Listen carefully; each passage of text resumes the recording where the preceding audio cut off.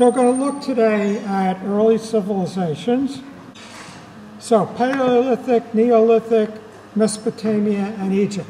That's a huge amount to cover, but we're going to try to fit it all in and begin with Paleolithic. So who can tell me what paleo means? Anybody? What does lithic mean? What's a lithograph? Right, a lithograph is a print made with stone, so and paleo is old, so this is old Stonehenge. They're not very good terms. I prefer to say hunter-gatherers. So no settlements and, let me just pause for a moment. The technology used totally comes from the body. So if you make a tool, you chip flint. If you treat leather, you chew on it.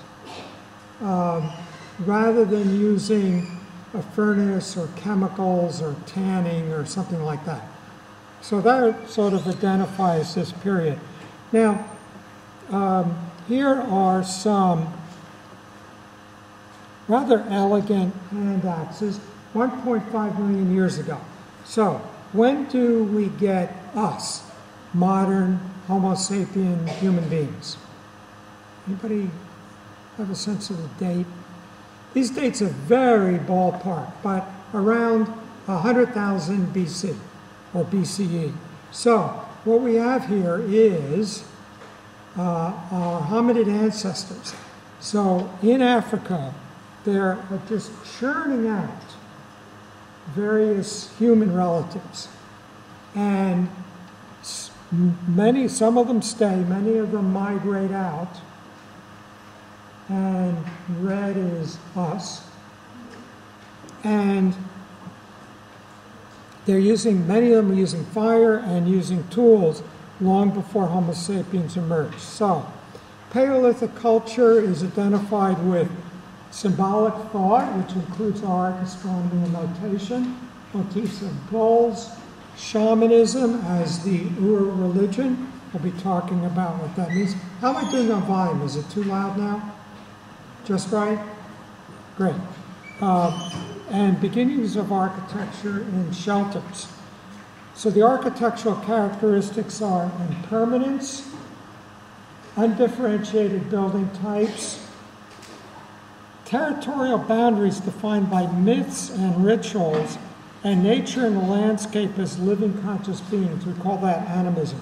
Now I'm going to go too fast for you to write down everything in these slides. Let me turn my volume down a touch. And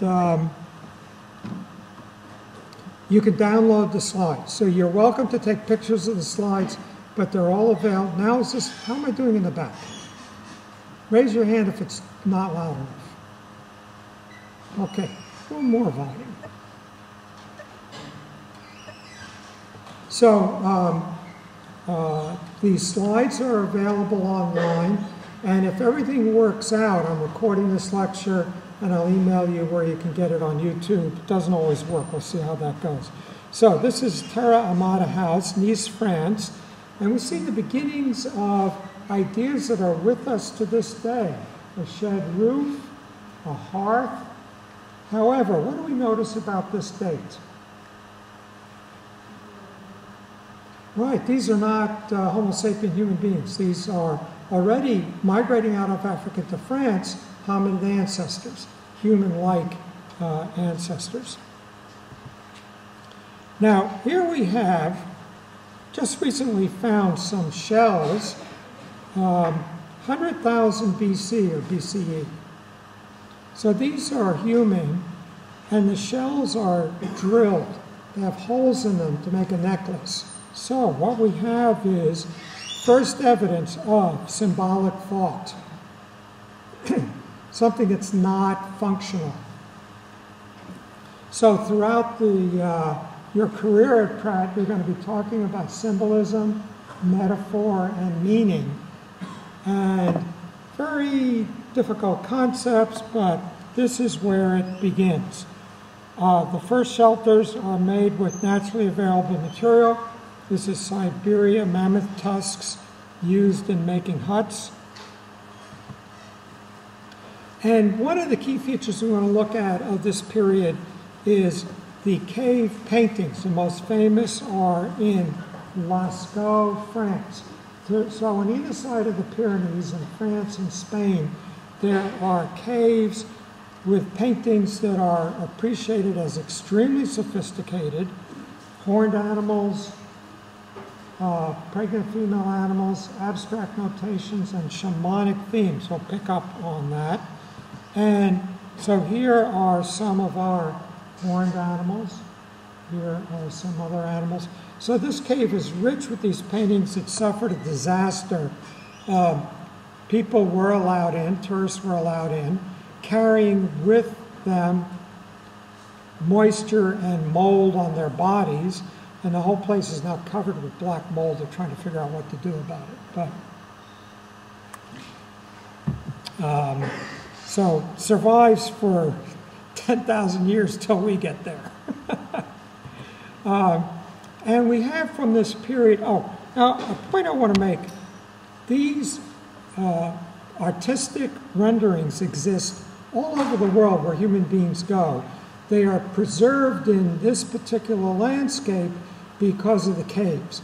But for example, we have them in North Africa. They're out exposed to the elements and don't survive as well.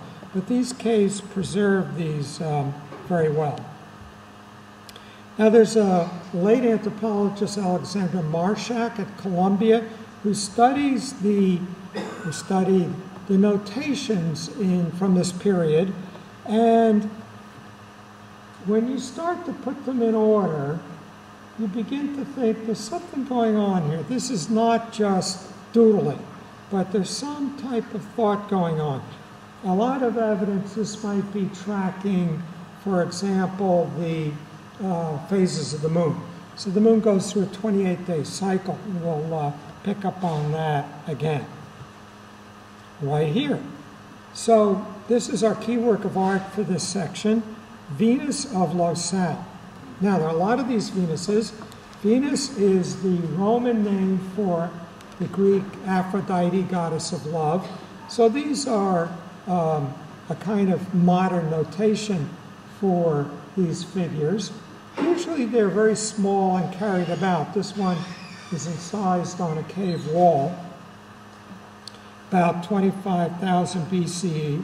So we can call this a goddess.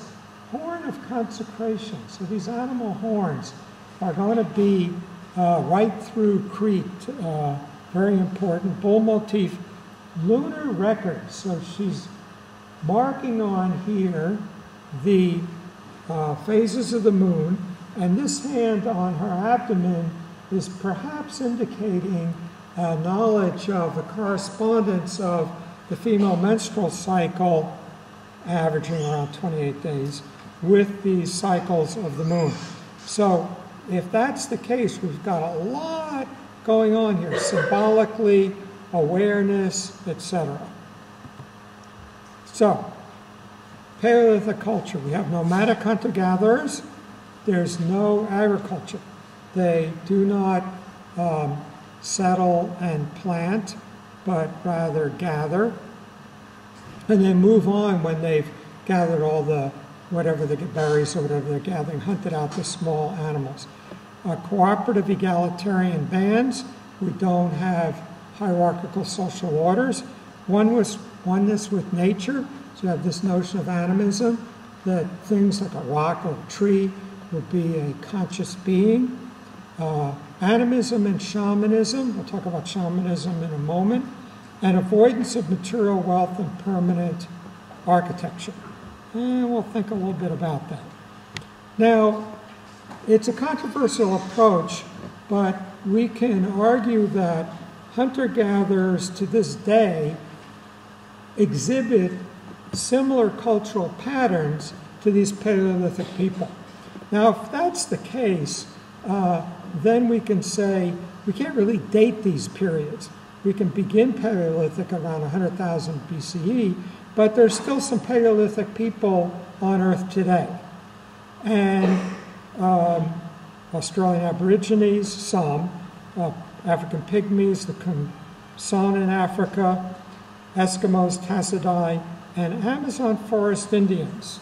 So in the Amazon, there are Indians to this day. Now, they're very endangered because with the relentless growth in human population, every bit of land of the earth is desired by somebody.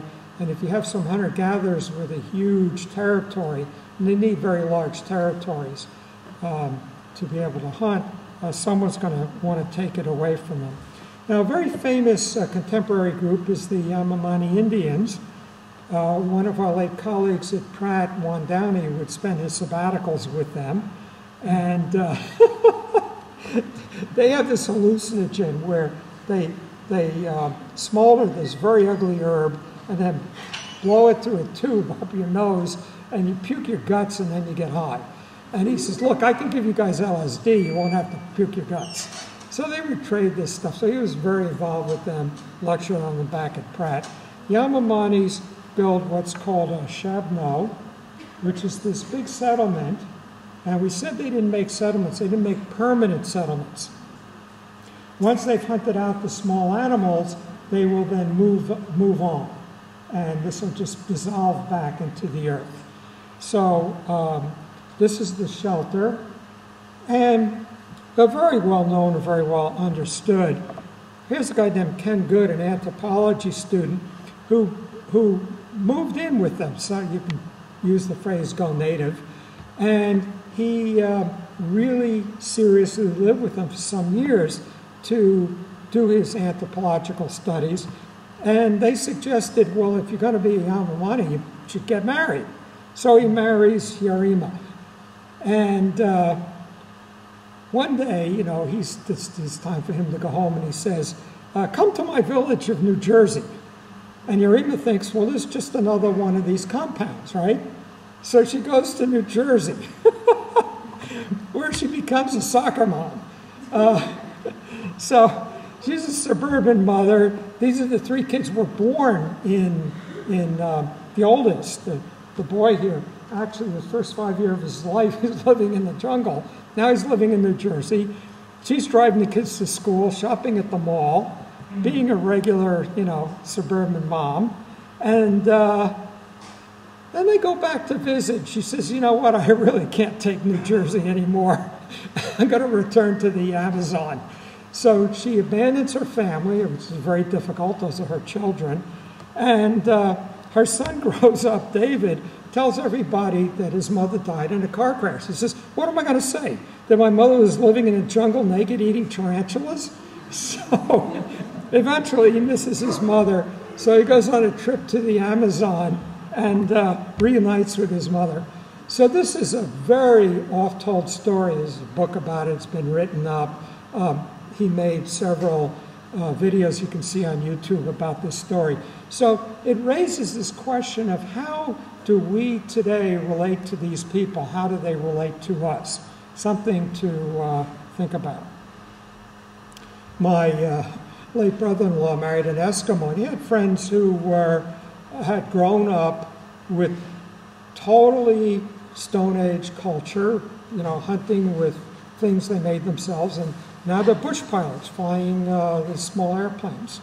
So it's an interesting cultural relationship.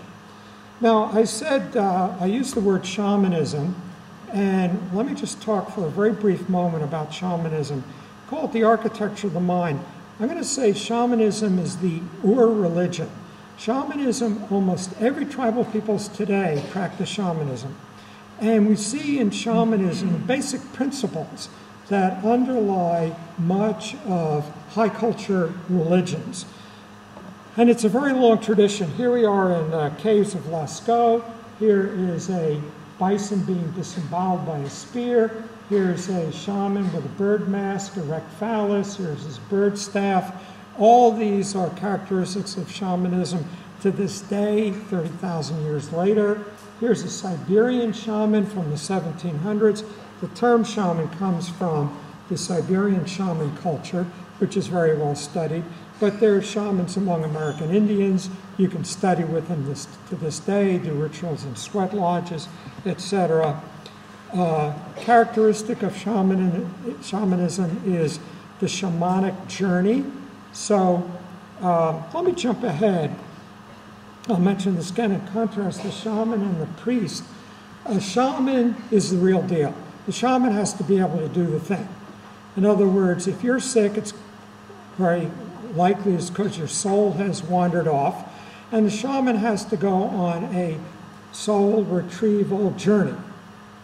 Now, a priest does not have skills themselves, but is an agent of the institution, is ordained by an organized church.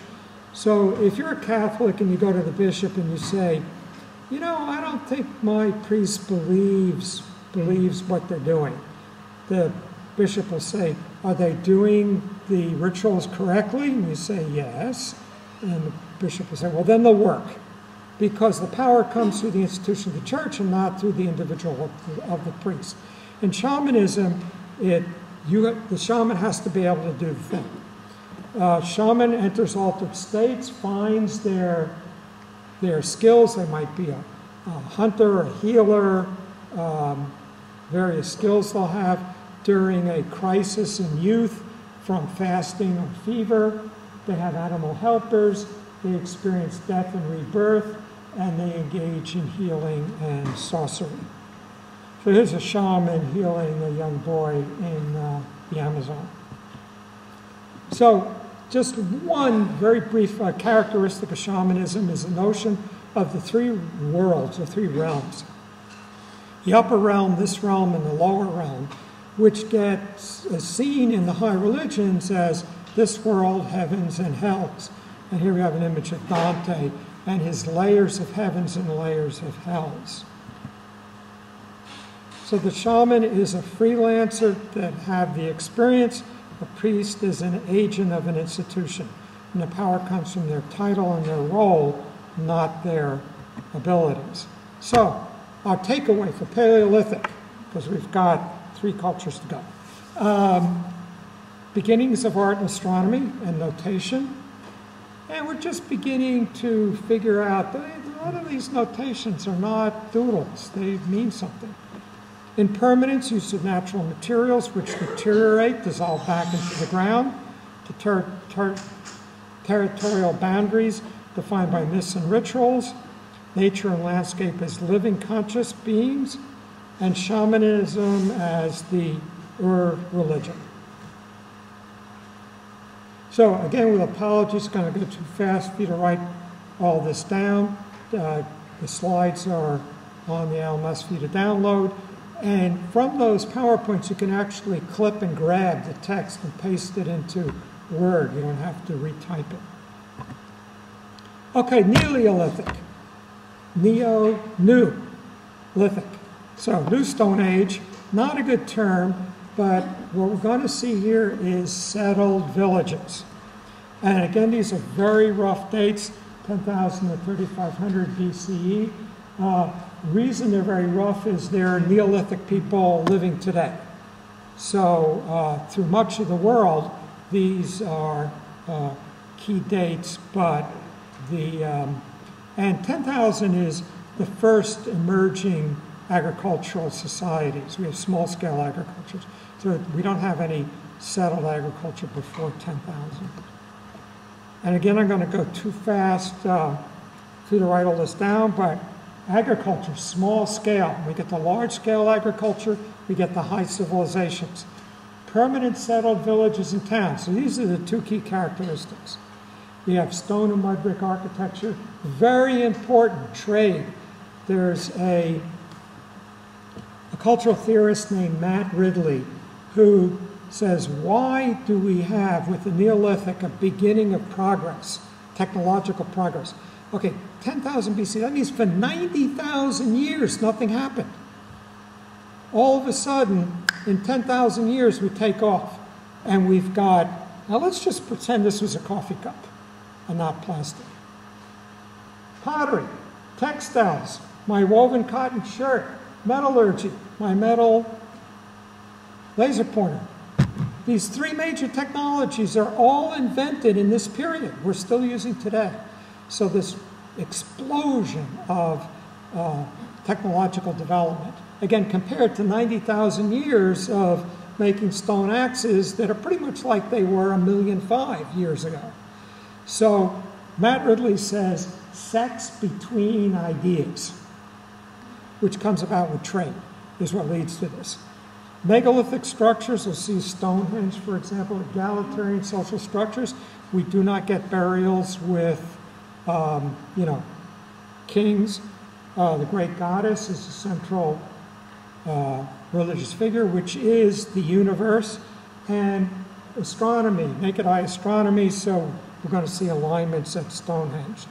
So these cultures flourished for thousands of years with virtually no warfare, and the Hopis in Southwest America today is pretty much a Neolithic culture. Now, interestingly, the Hopis and the Navajos share a lot of reservation. The Navajos are a totally different culture. They're like the Apaches. They're a warrior chieftain culture. And the Hopis are a Neolithic agricultural culture. And the two do not get along very well. So, agriculture and domestication of animals.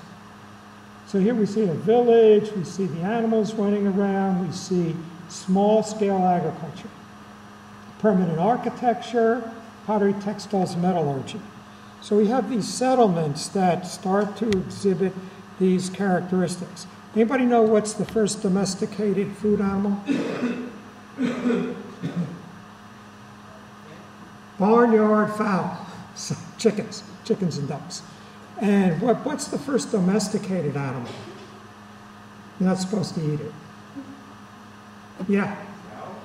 Before that, they would be, the Paleolithic people would have dogs. So dogs would be the first domesticated animal. But the first food animal is the barnyard fowl, and then you get cattle and things like that. So we get these early towns and villages. Very important. Each of these are among the most famous all over the world, but we'll just mention Çatal Hüyük in Turkey. Right here. And so Çatal Hüyük has been well excavated. We see goddess figures. There's a goddess with her animals. We see a stone and adobe construction. No streets. You travel over the roofs and then drop down by ladder. And shrine rooms. So here is a goddess figure with a bull head giving birth to bulls. Down here. Here are female breasts with negative nipples and a vulture's beak in each nipple. So this goddess figure gives birth and takes back in death. It's all part of the same cycle. It's not birth is good, death is bad. You can't have one without the other. And in North America, some very rich examples. So Mesa Verde we have to mention because of just the unbelievable beauty of these cliff dwellings. They were abandoned before the Spanish got here, so they were not destroyed by the Spanish. And it's believed it might have been drought or over farming out the area around it. We appreciate the way it faces south. It's guarded against the summer sun. It absorbs the winter sun. It's very ecologically balanced and aesthetically very integrated into its landscape. So we very much appreciate this.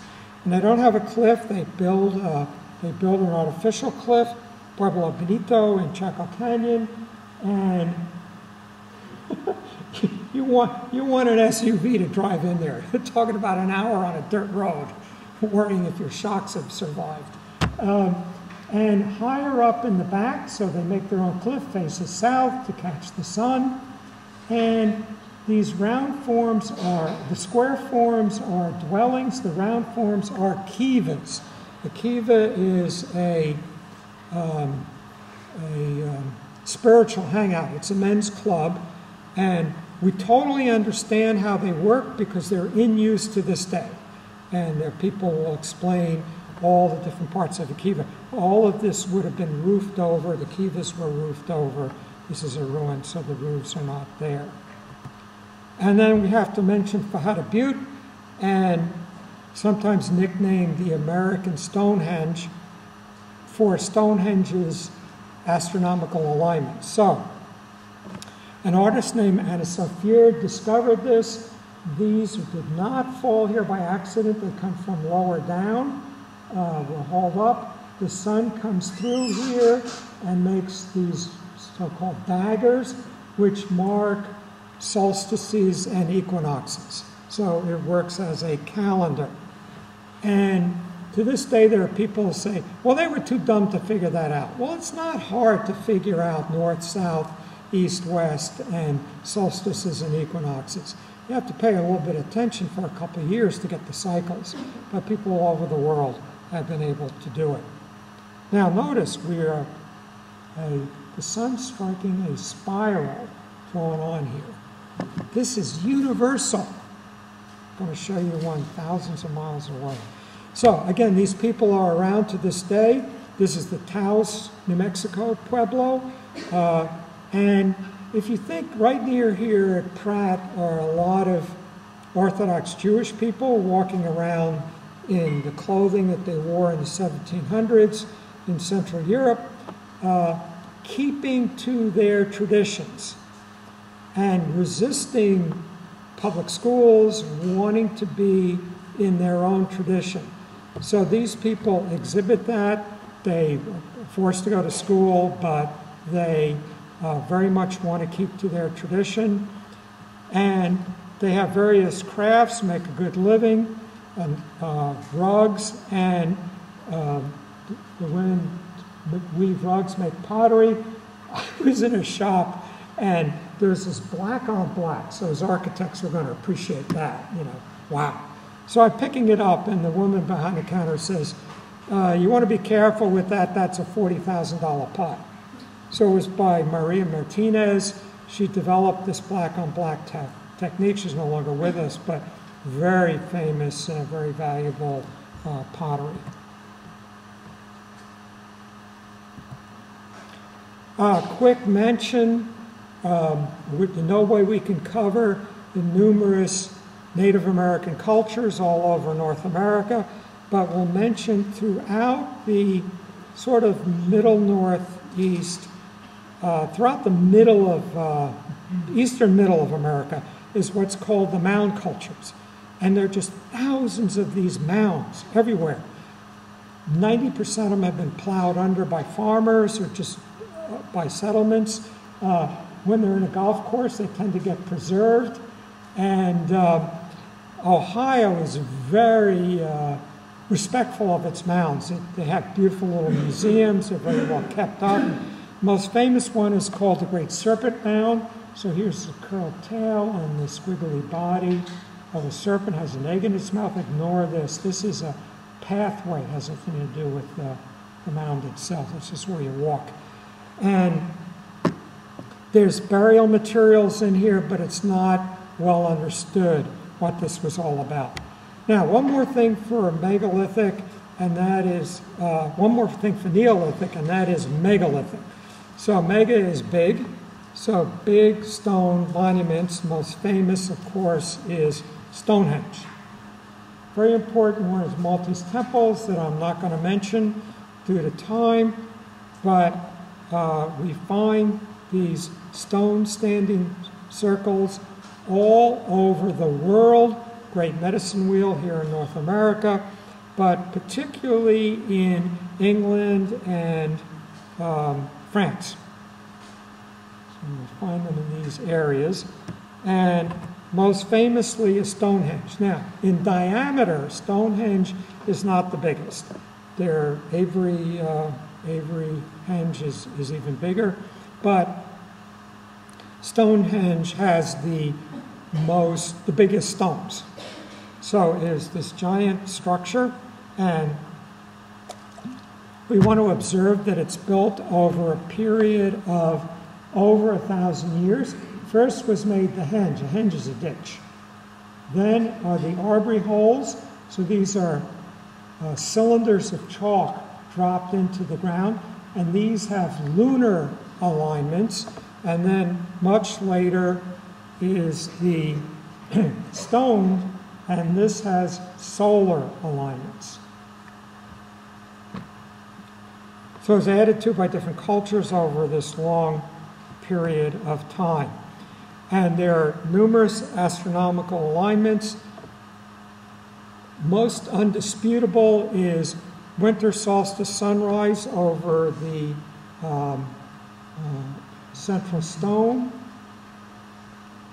And then some of them are speculative. When you start saying, well, this aligns with the rising moon, well, what day of what year? The moons and stars are moving all over the place. So you can get anything to align with anything sooner or later. But some of these are unquestionable. Now, if you get into this field is called archaeoastronomy, and Anthony Avini is sort of the godfather of archaeoastronomy. And when you go to one of his conferences, he'll try to get a planetarium.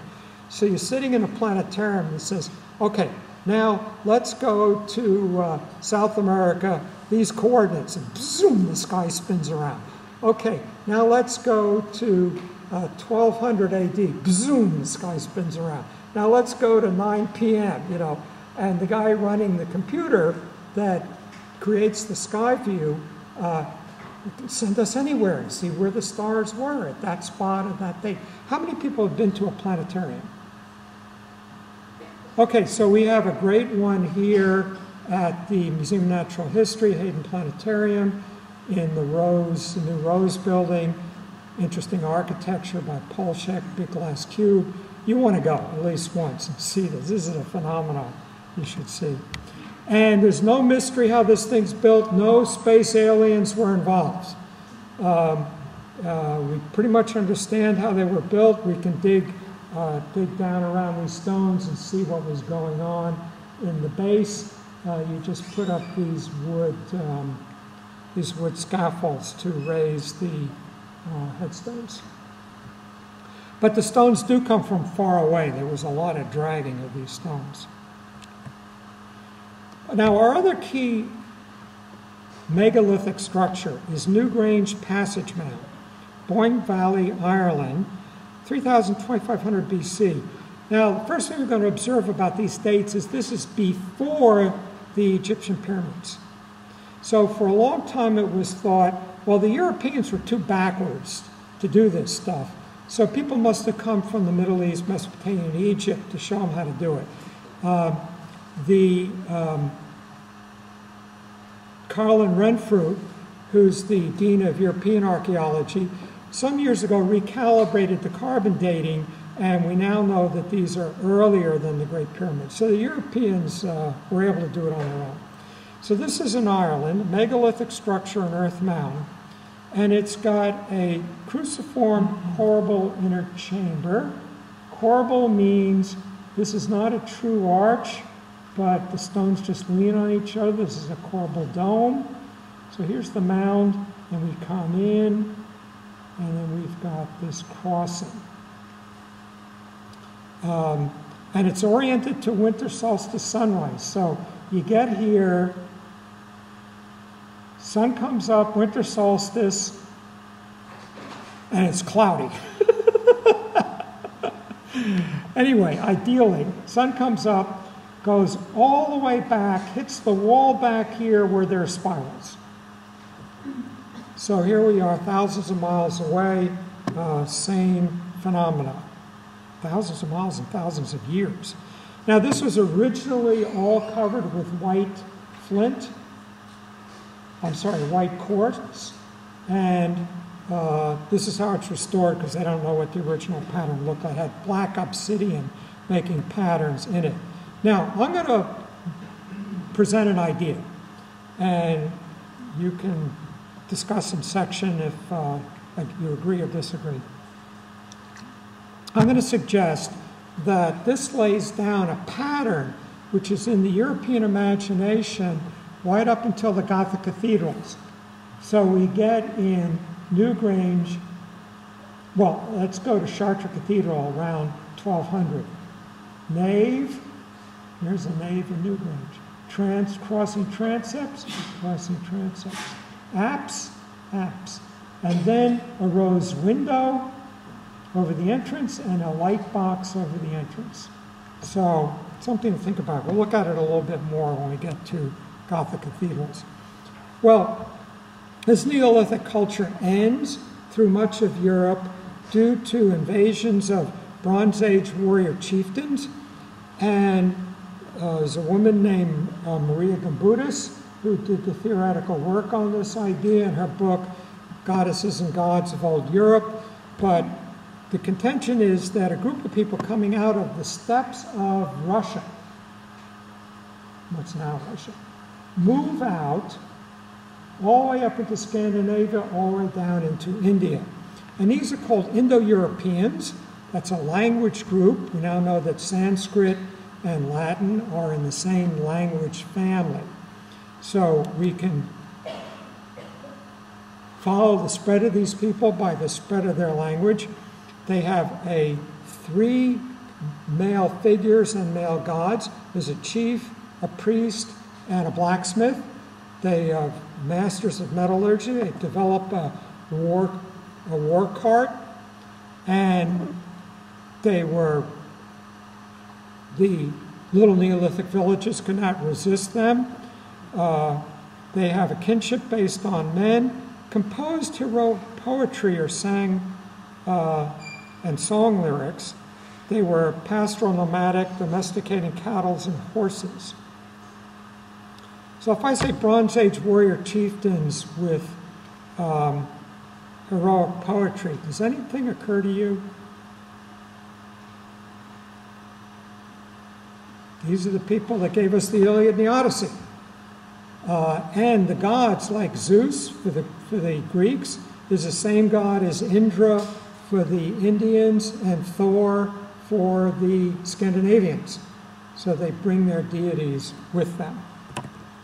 So, Neolithic, beginning small-scale early agriculture, animal domestication, the technologies of pottery, textiles, and metallurgy, permanent settled villages and towns.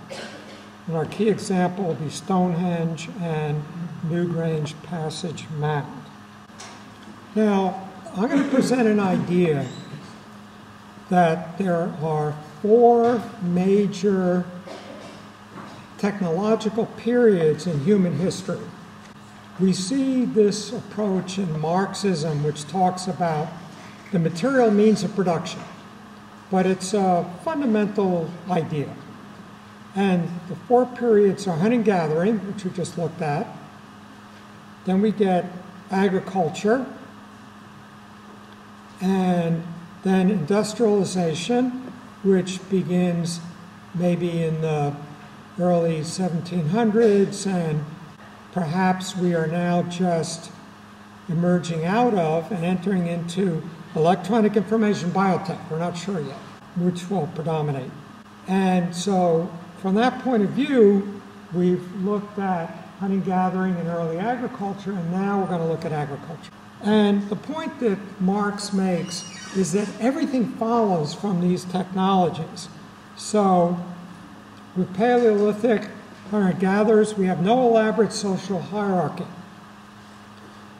Just to be a little bit gross, the most advanced technology that they have is hitting a rabbit with a stick, and any 9-year-old can master that. So it isn't like you have these elaborate technological capabilities. With the Neolithic, you have early small-scale agriculture and settled villages. And then with large-scale agriculture, you get the high civilizations. So the high civilizations are defined by large-scale agriculture. Now, the moment you have that, you're talking about irrigation, property, and calendar. Well, Irrigation is engineering. You have to start to be able to master these technologies. Property is surveying. I got to know where my plot ends and your plot begins. You have to know when to plant and when to harvest. Calendar, to work out sophisticated calendars.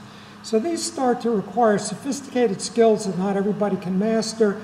Some people master some skills, some others, and they have to be organized in a hierarchical social order. Now, if some people work and put their money in a bank, and then you have bankers, certain people are going to game the system so that they come out better.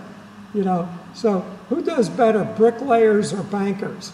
Well, the bankers are controlling the money, so they're going to see to it that a lot of it comes their way. So this gives you a hierarchy in your social order. We get writing. To do these things, you need record keeping.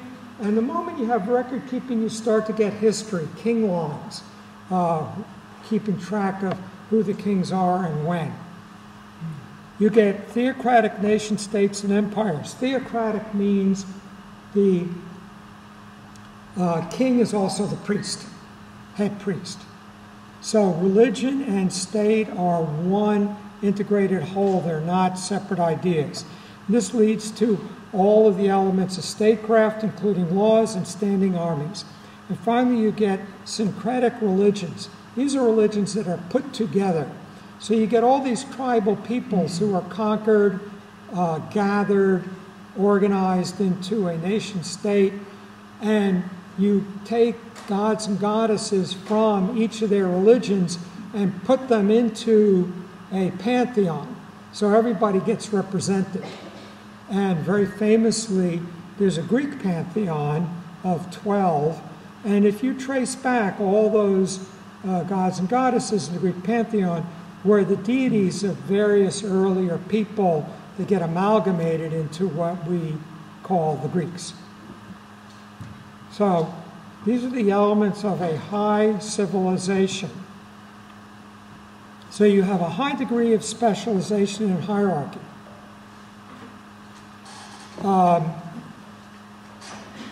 Kings or emperors, aristocracy, warriors, artisans, peasant farmers. It's typically a pyramidal social hierarchical order. Putting oneself in accord with the cosmological order is revealed by the stars. There's a system with, of course, the sun at the center, the king at the center, and you revolve around that in accord with the rules. The priest replaces the shaman. So we don't have people out there freelancing, but priests ordained by the theocratic state. So the ziggurat or pyramid that we're going to see now is a three-dimensional model, a mandala. We'll see that term in a few weeks. A mandala or three-dimensional model of a hierarchical culture. And the individual is crushed. They must conform to the social order and must believe in it or fake it. So that's a high civilization. And the first one we'll look at is in Mesopotamia. This is a ziggurat. We'll see that in a moment. And the first thing you're going to say about Mesopotamia is we don't really have time to treat it justly. And there's just lots of civilizations here. We're not going to look at all of them, or really any of them, as a chronology, but we're just going to look at some thematic ideas that most of them share. Now, the first thing we're going to notice about Mesopotamia is, let's come over here. Here is the Mediterranean world, North Africa, Eurasia. And now let's just zoom in here. And we'll look at Egypt in a minute. Egypt is extremely secure. There's a swamp the size of England here. There's the Mediterranean here, impenetrable desert here, the Red Sea here. So they're very boxed in and protected and secure. This area is flat, is continually overrun by various conquests, and irrigation is the Tigris and Euphrates rivers, which are continually moving around, changing course. And as a result, you get a high degree of insecurity and continually overrun by different cultures. Now this is called the Fertile Crescent. It's where agriculture begins and where, therefore, the high civilizations begin. We'll look first here and then here. Now, Mesopotamia has an additional problem architecturally, no stone. So they have to build with mud brick. So you make these molds, put mud in them, and let them sun dry or sun bake. Now, if you get good quality clay, you could bake them in a kiln and get bricks like we have. The problem is, how do you heat the kiln? You've got to burn wood. They don't have very much wood. So what they do is they build in mud brick, and then for important buildings on the outer layer, they put glazed tile, which is made of high quality clay and fired in kilns. But it's only a tiny percent of the actual building, just the skin on the surface. And we see that to this day in Islamic architecture, mud brick and glazed tile, which begins in this area. We have early writing, cuneiform script, so you have a wedge which you can indent into soft clay to put down writing. A lot of religious texts are found that way. A lot of them literally are laundry lists that are found. And cylinder seal. So here's a cylinder about the size of, about the size of this laser, half of this laser pointer. And there's a negative impressed on here, and you roll that over clay, and it'll make an image of what the negative is. We have a beautiful, extensive cylinder collection in the Mesopotamian section of the Brooklyn Museum.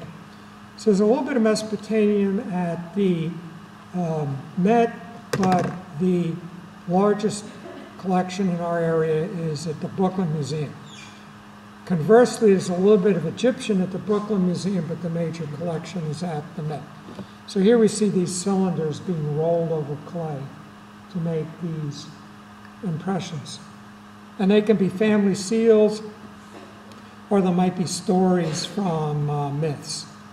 Now, the city that we're most familiar with is Ur, and the key thing we want to realize is that these ziggurats were not sitting out in the desert.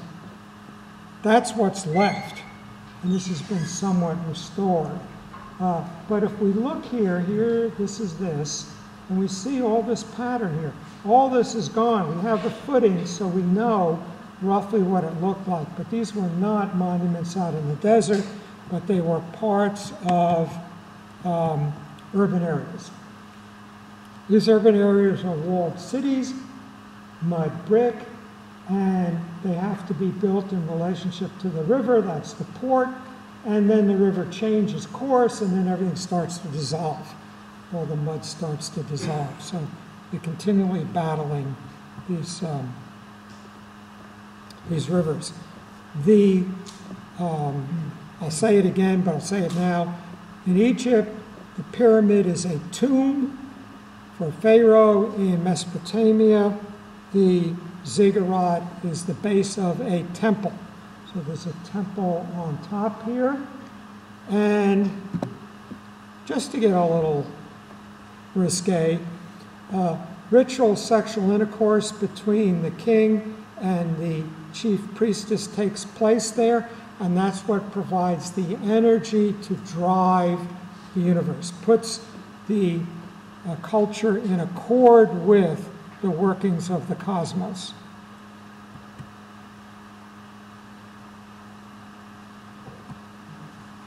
Now, I just want to mention, for one of our civilizations, we have a royal tomb at Ur from around 2500 BC. These items are at the University of Pennsylvania in the University Museum, and Leonard Wolseley dug them up, and in this tomb was found a royal couple, 6 soldiers, and 57 courtiers, mostly women. So for the burial of the king, you also bury the wife, his royal guard, and the household staff, all buried alive with him. So all of this is a notion of willing sacrifice for the perpetuation of the culture.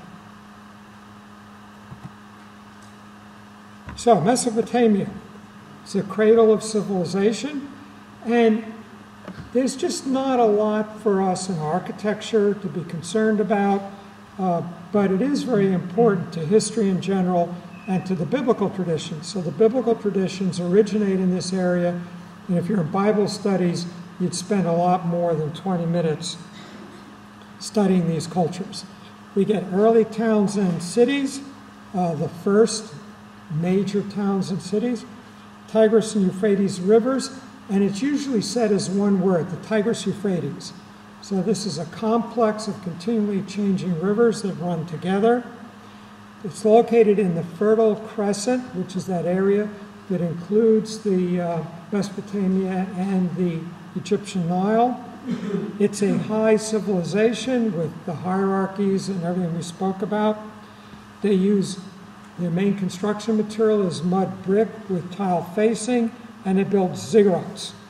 And we have numerous empires, cultures, and peoples. Wrapping up, our final culture will look at ancient Egypt.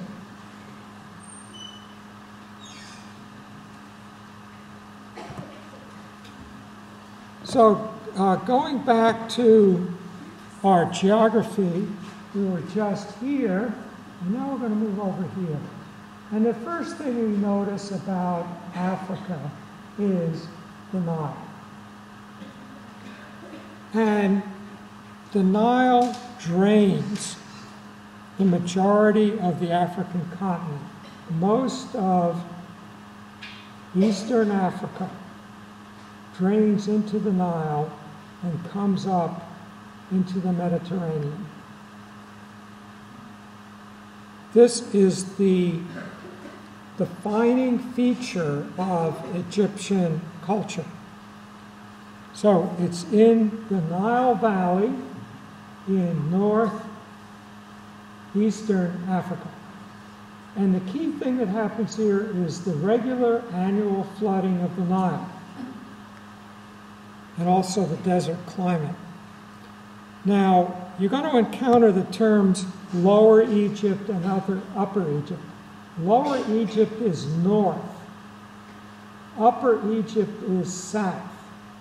And it goes by the flow of the river. So upper is where the river comes from, lower is where the river drains. Nile is, most rivers go from north to south. The Nile is one of the few rivers that goes from south to north. So it gets very confusing. Now, I'm going to break Egypt into 5 cultural periods. We're only going to talk about 2 of them. So the first is pre-dynastic and early dynastic periods. So we have the foundations of the culture, unification of Upper and Lower Egypt. They are 2 separate countries. One conquers the other, and they get unified. And this idea of unification is fundamental to their symbolic thinking. we get a pharaonic theocratic state. So, theocratic state, the king is also the head priest, and in Egypt that's called a pharaoh. And during this period we have mud brick mastaba tombs, and we're going to see those in a minute. Then we get Old Kingdom, and that's the first one we'll talk about. Old Kingdom is when they built the pyramids. Then we get Middle Kingdom, nothing happened, we skip that one. They built a few pyramids, but they fell down. Then we get to New Kingdom, which is the imperialistic era. We get the great temples, and that's 1500s to 1000 BCE.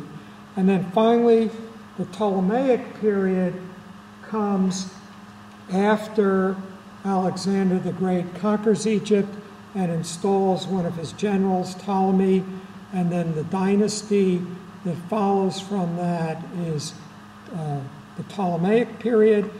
So Cleopatra was Greek. The ruling family of Egypt is Greek up until the Roman conquest of it.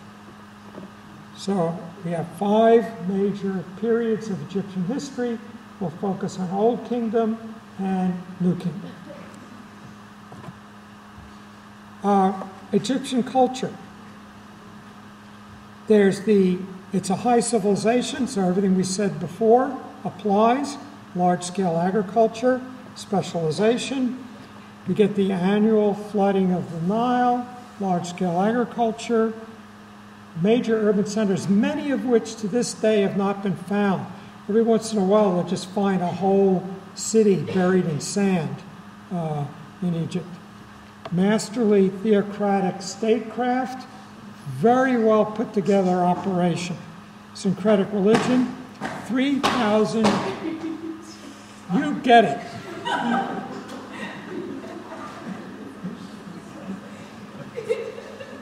3,000-year continuity. Now, just a thought for you. If you were to look at an Egyptian mural from the time of the pyramids, then you look at one from the time of, or if I looked at one, from the time of Ramesses, and then you look at one from the time of Cleopatra, these are 2,000 years apart, 1,000 and 1,000. To me, they look the same. We don't expect our art to stay the same for 20 years. Their art stays very similar for 2,000 years. So one of the things that goes on until Europe in the around early 1700s is cultures expend a huge amount of effort to prevent change. And we see that in Egypt. You have domesticity and a cult of beauty. And we'll talk about that in a minute. Now, Egypt is visited by the first historian, the Greek Herodotus, who describes it very well. By our standards, Herodotus mixes observation, history, and mythology. So, for example, he has Paris and Helen from the Trojan War spending time in Egypt. But our modern knowledge of Egypt really comes from the late 1700s and an expedition by Napoleon. So Napoleon is an ambitious young colonel on the scene in Paris in the midst of the tumultuousness of the French Revolution. People become aware that he's very ambitious and he's going to be trouble. And at one point he says, why don't I get an expedition together and go conquer Egypt? And everybody says, great idea, let's get this guy out of here. And so he puts together this organization with some of the most famous people of the day, leading figures in economists. You just go down this list. Engineers, artists, architects, mathematicians, chemists, mining engineers, mechanical engineers, shipbuilders, on and on and on. And they all go off to Egypt where they encounter the Mamelukes. Now, this is just the greatest story, which I'll greatly abbreviate. But the Mamelukes are Russian slave kings who rule Egypt. They're slaves and they're kings and they rule Egypt and they come from Russia. So what happens is they're celibate, they don't marry. So they get their children from the steppes of Russia where they buy them as young boys to be slaves to grow up to be their heirs. And these are very fierce warriors, but they're now encountering modern European warfare with artillery and all that stuff. So Napoleon has no problem cutting them down and immediately wins a key victory. But then he discovers they start retreating down the Nile, up the Nile. And he starts following them and getting picked off by snipers. And in the meantime, the British come and wipe out his fleet. Now he can't get home. So he said, well, what the hell? Let's document this place. And so these artists and engineers are documenting everything. And they produce a huge, beautiful multi-volume book. I forgot to bring it in. I have a reprint of it that Princeton University put out. And among other things, they discover the name slipping in my mind. What's the name of that? The Rosetta Stone. Thank you. And nobody could crack the Egyptian language, these hieroglyphs. What the hell did they mean? And this Rosetta Stone had the same message in 3 different languages, one of them the Egyptian hieroglyphs. So as a result of that, they were eventually able to crack the Egyptian hieroglyphic language. But this is the kind of things they encountered, long in ruins. Even when Herodotus went to Egypt and asked the locals, now Herodotus would be around 500 BC, and he asked the locals, what the hell are those pyramids? They said, we don't know. They were already 1,500 years old when Herodotus got there. So it's only recent, in the past 200 years, that we have scholarship to start to understand what this place was all about. So key to the whole thing is the Nile. Here's the problem with large-scale agriculture. You plant your crop, great. Next year you plant it again, not so good. Third year you plant it, it won't grow. You've exhausted the nitrogen in the soil. Everything else recycles. Nature has a hard time recycling nitrogen. It's very difficult to get nitrogen to lock up with anything. And nitrogen's needed to make proteins that you'll have in the grain. So the rice in Asia, corn in South America, and wheat in the Middle East all have this problem. Today we use artificial fertilizer. We use electricity to lock up nitrogen from the air into a usable form. In Egypt, we've got all the organic goop from half the continent of Africa flowing into the Nile, and then when it floods during the rainy season, or after the rainy season, it overflows its banks and deposits all this organic fertilizer and then retreats, and then that's where they plant. So that's the secret of Egypt, that the annual regular flooding of the Nile provides the means for extremely rich, sustainable agriculture. And now we see in these Egyptian murals the grain harvesting of the wheat, etc. So the Nile becomes a prime symbol, and the Egyptian notion is one of a linear path. You have a linear path through your life. Their history goes on a linear path. There's nothing out of this flooded area. It's just desert. So 99% of the population to this day in Egypt is along this area. There's just no reason we would want to be living over here. There's no water or anything. And so this linearity becomes the avenues approaching the pyramids. So the pyramids are approached by these causeways. And then later, we get the Egyptian temples, and again, there's this linear procession into the temple. You have a linear progress through your life. Here is through your life, and then through the stages in your afterlife as described by the Book of the Dead. And we have, again, a syncretic religion. So we have dozens of deities, and these are all from the local tribes that were amalgamated together to make this kingdom. A very key figure is Hathor, cow goddess, very ancient goddess. She's sort of the power behind the whole tradition. And here these cow horns are symbolized in her arms. Another key figure is Isis, and she marries her brother Osiris, who is killed by Seth, his jealous brother, and she resurrects him, brings him back to life. And here we see from a Book of the Dead, the dead is escorted to a scale where his heart is weighed against the feather.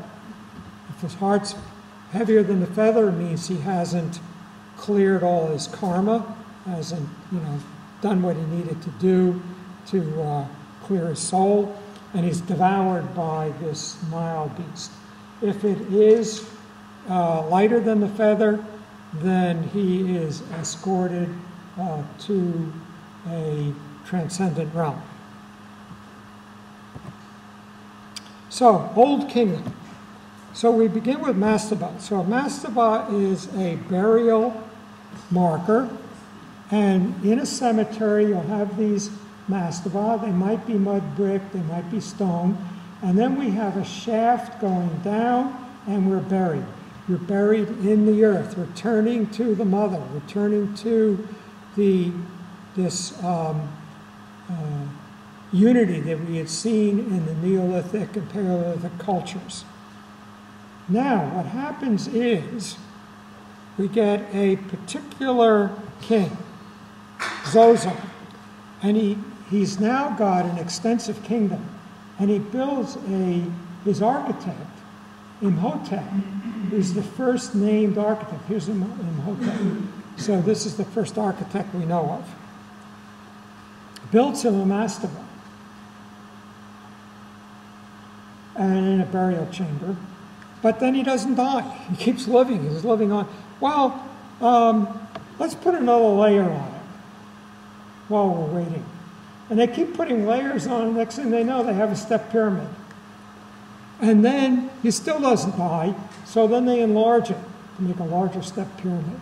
So, this is the step pyramid, our first pyramid. SAQQARA, Egypt. There's lots of different spellings for SAQQARA. It can be QQ instead of KK. It's a 35-acre complex. It's used for the Hebset festival. Once every 20 years, Zoser has to run a race to show he's still vital and therefore can be effective as a king. And now something interesting happens. The outer wall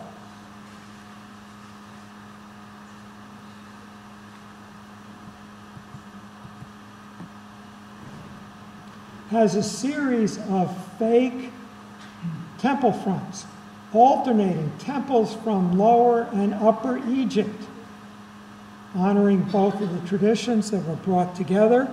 And this is our first decorated shed architecture.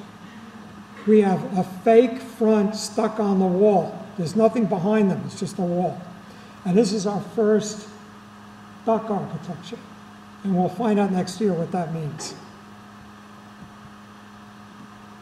So here is the step pyramid, the first layer, and then we're going to see the burial tomb in later pyramids move up as relate to the sky rather than to the earth.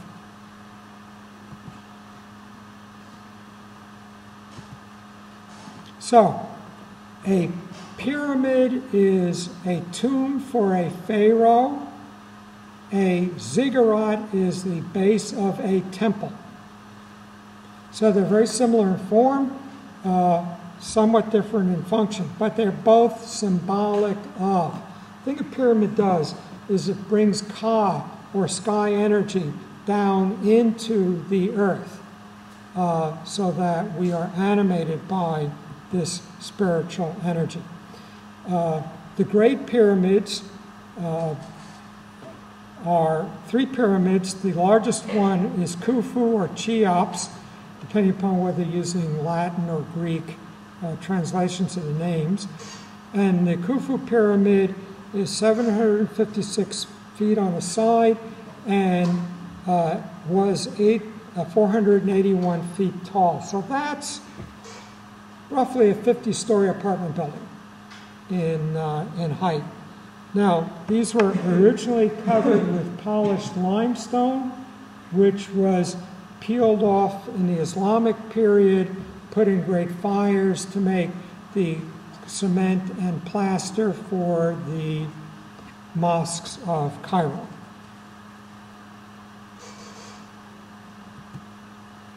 And again, this is what they look like originally. The funeral barge for the pharaoh is brought here. The body comes up this path. So this notion of a linear way to the pyramid. Now here is, in the Great Pyramid, 3 different versions of the burial chamber as they're constructing it, deciding to move it up as we become more sky-oriented. Now, there are a lot of mysteries that remain mysterious to this day, exactly what each of these parts of the pyramid is for. All these pyramids were extensively looted, so there's nothing in them anymore. And we've got some air holes or sighting holes to various stars. We're not sure exactly what they were for. Structurally, they're actually quite complicated. The stones are all leaning somewhat inward to provide stability. Again, no space aliens. You just make a ramp and keep ramping around. And a lot of people with a lot of ropes dragging the stones. And this is the main chamber, and we see all of this is to relieve the tremendous pressure from the weights of the stone above.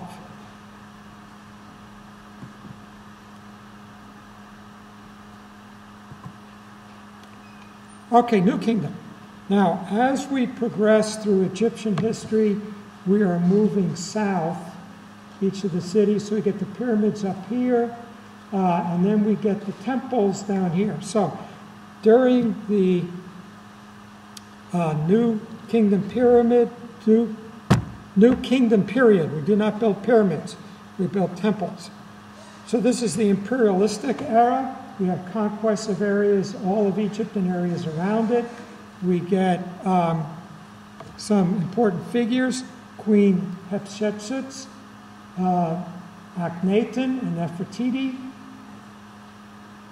King Tut or Tutankamen, and Ramesses. We have worship of a sun god, and many pharaohs add to the massive temples, and the pyramid evolves into the obelisks, or array of the sun. So this is a typical Egyptian temple.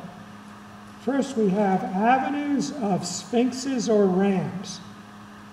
Brings us up here. We have 2 obelisks. Many of them are gone. They get hauled off by the Europeans. We have one of them right here in New York in back of the Met. It's called Cleopatra's Needle. There's one in the courtyard in front of St. Peter's. We then have a pylons and entrance in between. We then come into a series of spaces, hypostyle courtyard, hypostyle hall, and then inner sanctuary. And then there's the whole ceremonies in here. You have to be higher and higher religious rankings to go further in. There's a sacred barge back here, etc. It's pretty well understood if you want to read about it. Now, the columns are inside, and we get to the Greek temples, the columns are going to be on the outside. It's the inside that's important. There is no outside. You don't say, oh, I'm going to wander around and see what's in back. That's like saying, I think I'll find out what it's like to be, instead of a baker, to be a sculptor. No, you're born into your role. There's no choices. And so you only move on this linear path. Here's the temple of Amon in Luxor.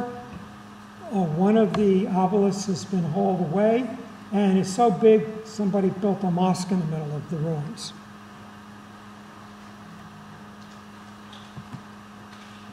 And we just happen to have one right here in New York.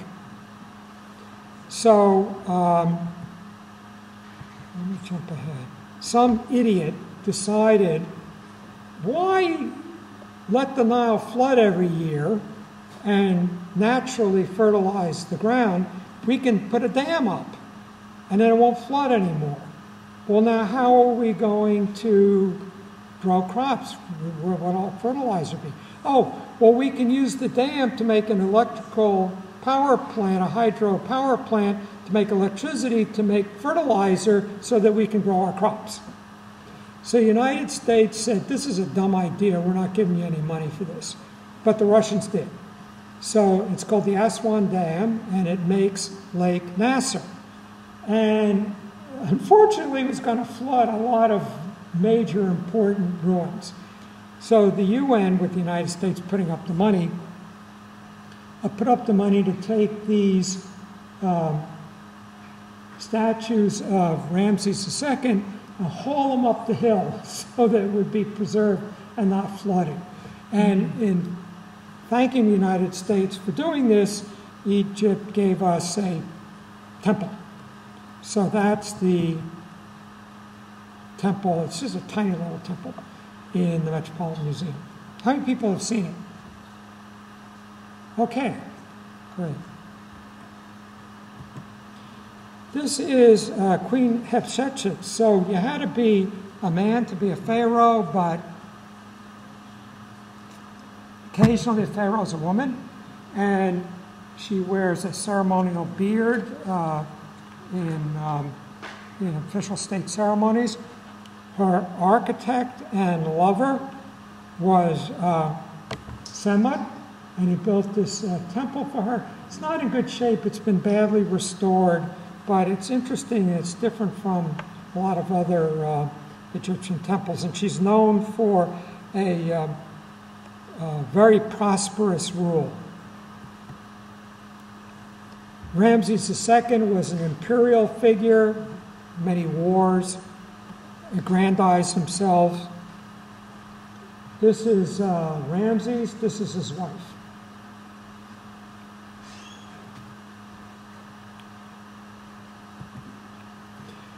Now, there is a strange pharaoh, Akhenaten, and he introduced the notion of one god, Amon, a sun god, and the whole establishment was very much against what he did, but he created a whole new city to get away from the priesthood establishment, and the moment he died, that city was buried, and they went back to their traditional religion. But here's the sun god radiating down on everybody. And this very informal art style gets introduced at the time with him here with his wife, Nefertiti, most beautiful woman in history, and their child. Now, there's something I should have done, so let's do the best we can. I'm going to have to go back and just mention Egyptian art. So Egyptian art is extremely stylized, and the style involves every figure always is going to have their shoulders toward us and the head in profile. You never have a straight-on head, and you don't have, seldom have these shoulders. And so that's a convention, one of many conventions that remains throughout thousands of years of their history. So we see with Akhenaten, they're keeping that convention. We get the head in profile and the shoulders toward us, but it's much more informal, family, loving the child, etc. And two themes I want to end with. One is the notion of domesticity. So there's a particular tomb that was recovered intact. All the contents are in the Metropolitan Museum, so it's an exhibit you want to look at, where we see the little homes, their fig trees, their animals, and so this very prosperous, calm, domestic life characteristic of Egypt is depicted in these tomb materials. Now this stuff will be in your tomb so that you have everything you need in your afterlife, you know, food, etc.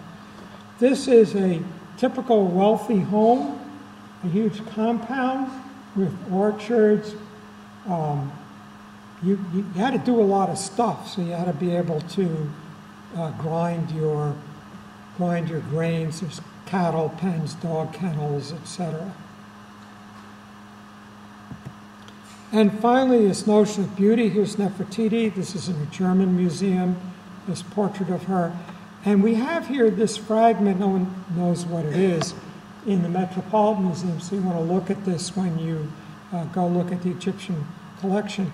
But it's just this little broken fragment, but we see this sensitivity to the curve of the chin played against the curve of the lips. Lips are a different color, which you can't really depict in the stone, so it's got this little outline here to distinguish the lips. So just this incredible sensitivity. And then Nefertiti with her long neck, her regal bearing. So there's very strong sensitivity to that in Egyptian art. So, our takeaway: Egypt is a high civilization. It's focused around the Nile. It's symbolically oriented around the way. So the prime symbol is the way. In the Old Kingdom, they built pyramids. In the New Kingdom, they built temples. It's characterized by this prosperous domesticity, and there's an interest in beauty. Now, got a question. Did the Egyptians build pyramids? Trick question. Well, obviously, in one sense, yes, but I'm going to say no. Everybody built pyramids. So we go through many cultures, and here is an Egyptian pyramid. Here's a Mesopotamian ziggurat. Here is a Mayan pyramid. Here's a Buddhist stupa, which is obviously a pyramid. And could we argue that a Gothic cathedral is a pyramid? So that's one part of the answer. The other part of the answer is, I just described we looked at 2,000 years of Egyptian history.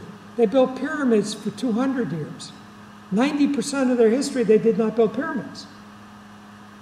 So it's only in one period that a culture builds pyramids, during its pyramid period. During the first emergence of a theocratic nation state, a culture builds pyramids. Then it doesn't build them anymore. So again, 90% of Egyptian history, they did not build pyramids, only 10%. So there's a lot of complicated stuff here, so we don't want to simply say, oh, the Egyptians built pyramids. Well, a little bit more complicated. Lots of people built pyramids, and Egyptians also didn't build pyramids.